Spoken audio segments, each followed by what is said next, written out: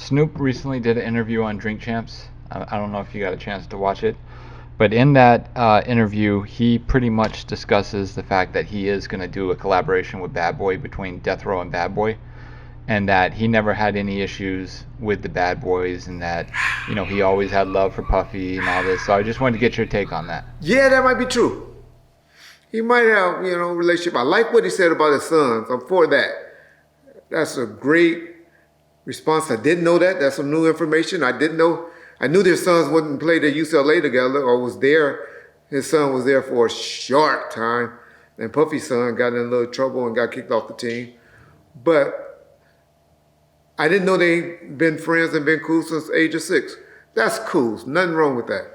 And so that's commendable to be, in my opinion. And that makes sense what he's saying. What he's trying to say is, hey, these gonna be the future.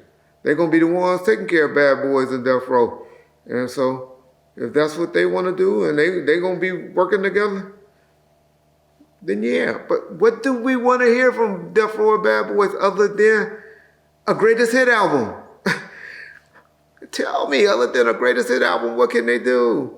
I ain't hating, I'm just speaking facts. Now they go out there and find some little youngsters, like Nate Dogg's son. If he's have 50% of his dad's talent, then yeah, that might be good. You'll see something like that, but I haven't heard them speak on a artist yet that is under 40 that I want to listen to. I haven't heard them say that yet. Reggie's opinion, y'all gonna hate on me, y'all gonna talk about me, but when I said about 50-year-old rappers, I don't want to see no 50-year-old rappers. Everybody jumped on me, but not one of y'all can tell me the name of that song with Ice Cube, Snoop, what is it, Legends or something like that? West Coast Legends or something like that? Y'all can't tell me the name of that song without going Googling it right now. You lie if you didn't, or you did. Because the record sales don't show that y'all supporting it like that. Go ahead, John.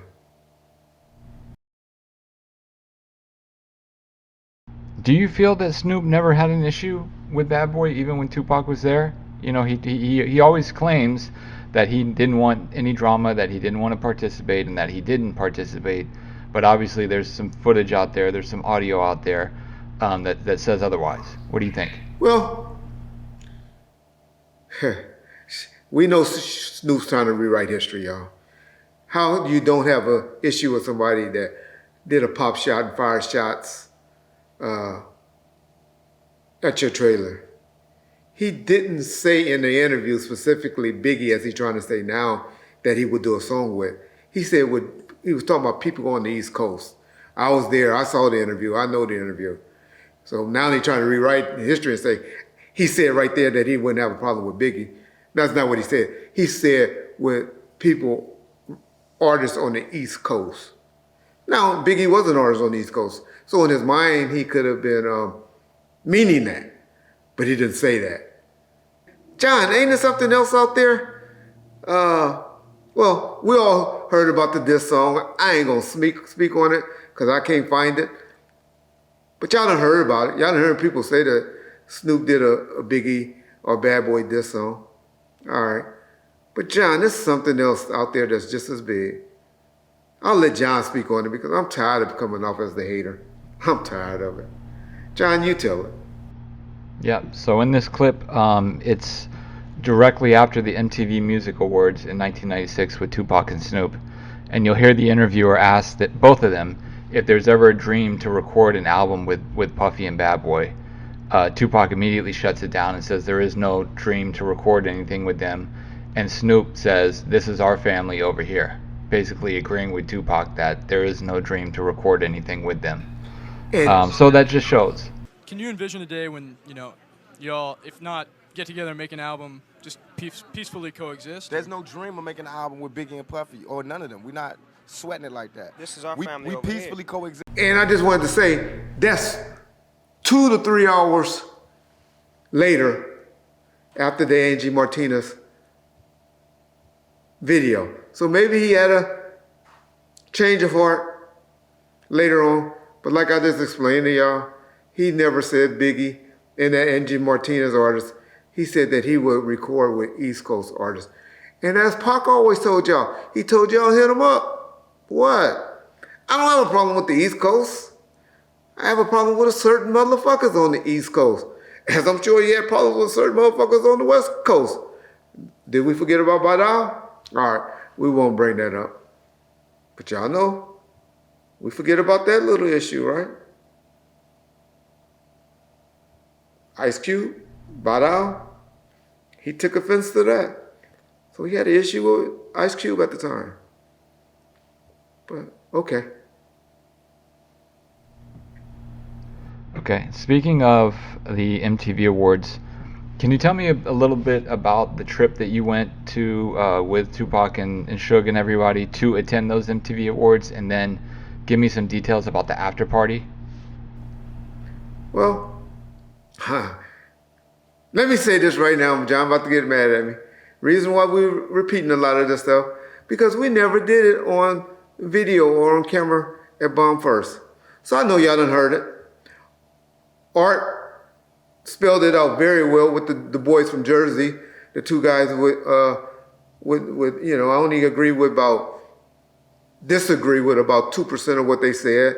You know, one guy said it was a lot of guys. One guy said it was only about 5 or 6 little guys with Nas.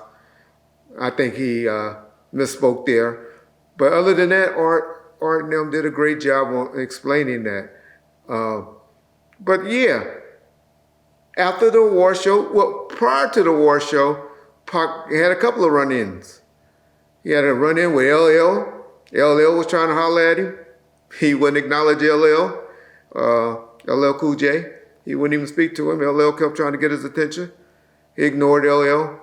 And then he had a problem with the boy with the sickle cells, Mobb Deep in there, where he got into a little exchange of words with them and all of that.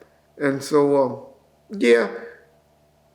But then later on that night, we went back to the hotel. He changed clothes, and then we went to the MTV. You know, I keep saying it's an MTV after party, which I believe it was, but I'm not sure. Because I know big record companies usually give parties afterwards. The award shows usually be glad just to get over the award show and only invite exclusives to their after parties, which I know this party was open up to everybody by evidence of all those people in the park. But Snoop always claimed to be in earshot and show me any pictures with Snoop at. He wasn't in earshot of that confrontation between Nas and Pac at all. But Nas and Pac had a run-in that later became a meeting of the minds. And what I mean by that is those two men talked. Those two men could have probably gave some nudges or raised their hand or told people that's in their entourage to do something, and it would have jumped off. They didn't do that. They were grown men about it. Talked, worked it out, end up embracing or dapping each other and talking about doing either music together or an album together, a Tupac and Nas collab. And I remember him telling Suge right then, which I know Suge didn't do, and because of timing and timing only, or other pressing things on his mind, was to take off the verse of dissing Nas off the Hail Mary, what was the name of the song? Not Hail Mary. Against All Odds. Against All Odds track, taking that this verse out about Nas and replacing it, which unfortunately never happened.